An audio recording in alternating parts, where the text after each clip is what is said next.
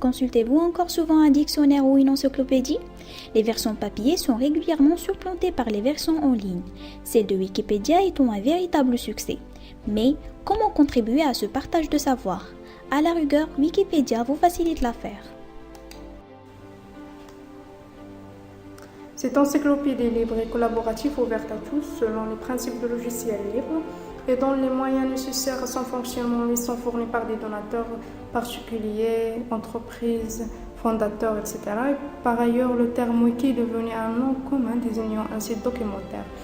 Tout ce qui est sur Wikipédia est placé sous une licence de droit libre, c'est-à-dire qu'elle permet un accès libre, gratuit pour tout le monde.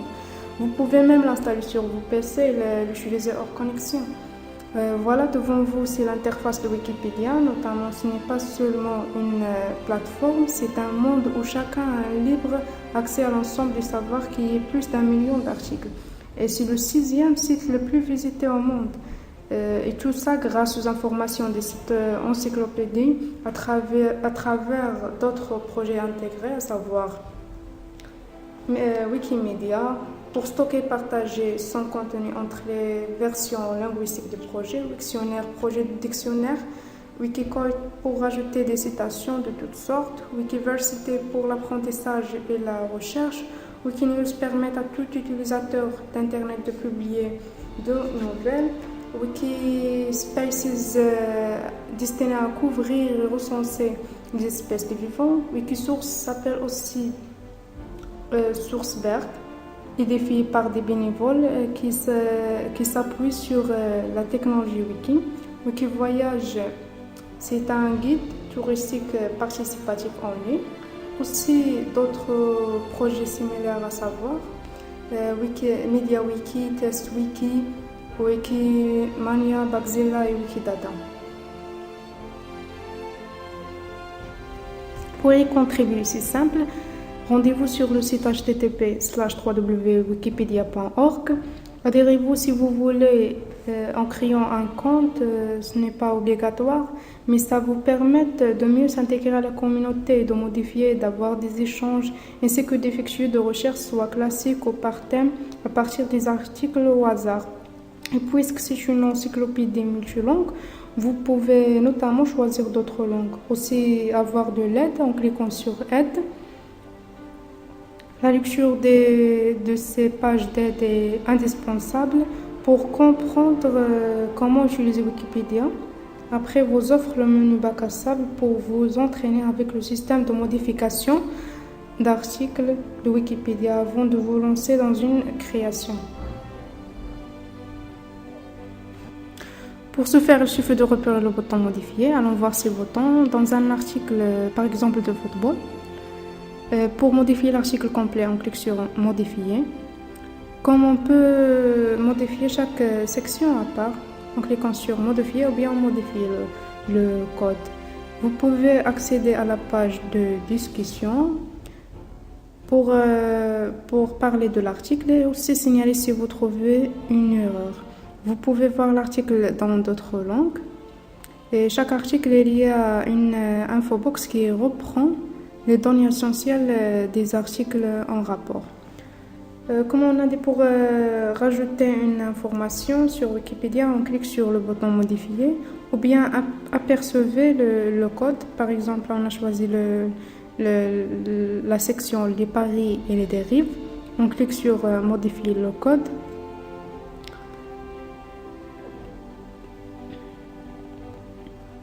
Avant la publication, voilà la modification, comment se fait en se basant sur des codes précis pour chaque élément du corps de texte où le titre s'écrit entre signes égales, les liens entre double crochet qui donnent un lien vers l'article Europol par exemple. Après la publication, voilà ce qu'on obtient. Les titres de section en gras, le lien en bleu. Pour les références, c'est précédé par ref et terminé par /ref. Pour ici c'est le code le code pour que les références soient visibles ici. et sous forme de colonnes. Les voilà. On utilise la barre d'outils pour rajouter ces codes en cliquant dessus. Un conseil avant de publier afin que les participants puissent voir vos modifications et les comprendre, c'est bien de les résumer en expliquant votre modification et que tout le monde puisse les voir. Pour avoir un aperçu, on clique sur prévisualiser et pour publier, vous cliquez enregistrer si ça vous convient. Si quelqu'un annulera vos modifications, vous pouvez modifier à nouveau, revenir à une version précédente et cliquer sur afficher l'historique et comme ça vous les récupérez.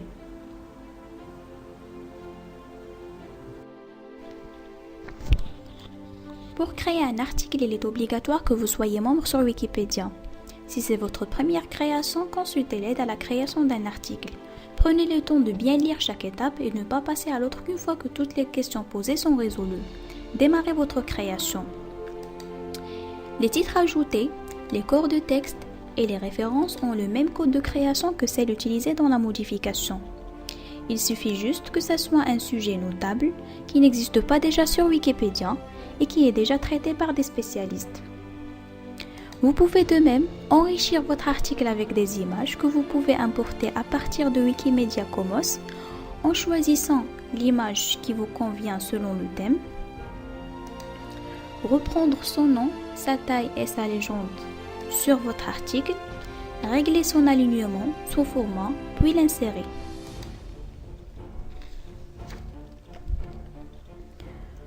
Vous pouvez également l'importer à partir d'un fichier existant sur votre PC en cliquant sur Importer un fichier.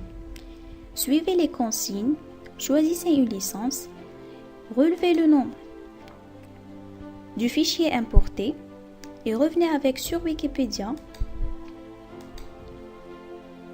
pour l'ajouter ensuite sur votre article. Il est obligatoire de prévisualiser vos résultats avant de les enregistrer. Commencez toujours par préparer votre article sur un brouillon. Une fois que vous êtes familiarisé avec les instructions, vous pouvez l'effectuer directement.